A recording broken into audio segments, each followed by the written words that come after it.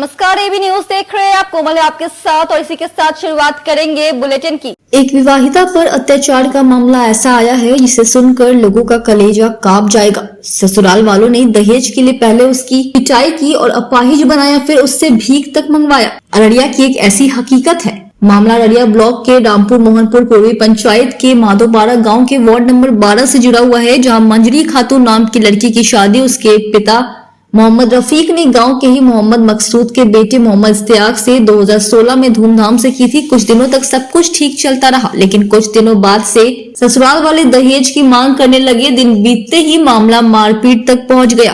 पिता की गरीबी के कारण मंजरी ना तो ससुराल वालों को कुछ कह पा रही थी और ना ही अपने पिता को बता पा रही थी। उसके पति और ससुराल वालों ने दहेज के लिए मंजरी की इस कदर पिटाई की कि उसके कमर की हड्डी टूट गई। जब मामला बिगड़ने लगा तो पति इस्तियाक ने इसी तरह से मंजरी को उसके मायके पहुंचा दिया। पिता उसे इलाज के लिए अररिया, पूर्णिया, भागलपुर और नेपाल तक ले गए। पिता मोहम्मद रफीक ने बताया कि इस इलाज में ना तो मंजरी के पति और ना ही उनके ससुराल वालों ने कोई मदद की। उन्होंने बताया कि मंजरी के द्वारा परिवार न्यायालय में मामला दर्ज कराया गया था ताकि उसको भरण पोषण के लिए पैसा मिल सके। कोर्ट ने 10,000 रुपए प्रति माह मंजरी के लिए निर्धारित किया है, लेकिन इसमें उसके पति ने कुछ भी पैसा नहीं दिया और वो यहाँ से फरार हो गया। हालांकि कोर्ट ने अपना काम किया, लेकिन अभी भी उसे इंसाफ मिलना बाकी है। 50 किलो वजन, पैर में जान तो है ही नहीं थे।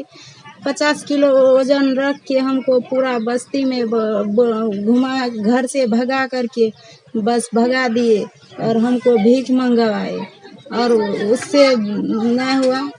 हमको ला के 12 बजे रात में फेंक दिए। तब अब क्या चाहती हो तुम?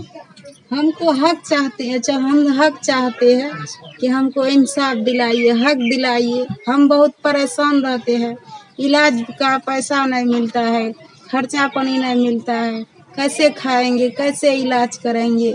यही हम अब हमारे अब्बू भाई सब बहुत परेशान रहते हैं। वकील साहब को हम पावर दे दिए हैं कि ऐसे ही हम नहीं आ सकते हैं कोर्ट में पैरवी करने के लिए। आप हमारा हक दिला दीजिए। चल फिर भी नहीं सकते, चल फिर कुछ भी नहीं कर सकते हैं। तुम जो है ये हमारी बहन है, वो मुझसे छोटी है। अल्हम्दुलिल्लाह उसकी पढ़ाई के लिए हमारा काफी उसके ऊपर मेहनत रहा है। उसका एग्जाम जो कि मौलवी तक के है, मैं उसको एग्जाम दिलाने के लिए अररिया तक के हम लेके गए। उसको पढ़ाई के ऊपर काफी हम भी उसके ऊपर मेहनत कराए। फिर कुरान की तालीम दिए हैं। कुरान की तालीम के साथ साथ उर्दू की भी तालीम है। काफी अच्छे पढ़ी लिखी है। कुरान शरीफ की तिलावत काफी अच्छी करती है। कुरान शरीफ पढ़ने के लिए आती है। उसके अलावा जब दीनी तालीम के अलावा मैंने उसको नाम भी लिखाया रामपुर मिडिल स्कूल में, वहाँ पे जाकर 8 क्लास तक ये पढ़ी लिखी है। पढ़ने के बाद में गालिबन रखिए कि मेरी बच्ची का ये मामला है कि 2016 में शादी हुआ था। उसके बाद ला करके वो 2 साल रखा। उसके बाद वो दान दहेज के लिए मांग किया। उस बच्चे को कहा कि तुम हमारे यहाँ 5 लाख टका दो, हम तब तुमको रखेंगे।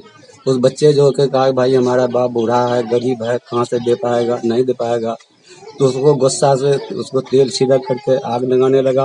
उसको तो नहीं लगा, उसमें तेल छिड़क जब आग नहीं लगाया, उसके बाद वो मारपीट करके रीढ़ का हड्डी उसका तोड़ दिया। जा करके वो लेके चला गया हॉस्पिटल। हम भी गए उसके पीछे, तो वहाँ हॉस्पिटल में कोई इलाज नहीं किया। सारे पैसा हम इलाज किए। उसके बाद डॉक्टर बोला नहीं हो सकेगा, यहाँ ले जाओ नीरो हॉस्पिटल। ये निकाह करने के बाद 1 साल के भीतर में दहेज का मांग किया और दहेज का मांग नहीं पूरी करने पर उसको इस तरह से कमर मारा गया, प्रताड़ना किया गया। उसके कमर की हड्डी टूट गई, वो अपाहिज हो गया, चल फिर नहीं सकती थी और व्हील चेयर पर आके कोर्ट में अपना केस दायर किया और न्याय की भीख मांगी। उसमें परिवार न्यायालय अररिया ने अंतरिम भत्ता भी स्वीकार किया और अंत में इस केस का रिसेंटली डिस्पोजल हुआ। 10,000 रुपया महीना उसको ग्रांट किया गया। पर विडम्बना ये है कि जो लड़का पक्ष है वो बेंगलोर चला जाता है। एक बार उसको पुलिस डिस्ट्रेस वारंट इशू किया गया था, पकड़ा भी, लेकिन उसको एक पैसा नहीं दिया। 30 दिन रह के निकल गया और वो खुलेआम बोलता है कि हम 30 दिन रह के निकल जाएंगे और तुमको 1 रुपया नहीं देंगे। और लड़की उसको नहीं दिया। बेल करने के लिए छल पल से उसको रखने का वादा करके बेल ले लिया और बेल के दूसरे दिन ही उसको फिर भगा दिया और इससे भीख मंगाने का भी काम किया। अभी वो बेड रेस्ट है। 498 का केस चल रहा है, उसमें भी कोई फाइनल जजमेंट नहीं आया है और मेंटेनेंस में तो सब कुछ होके भी उसको न्याय से वंचित है।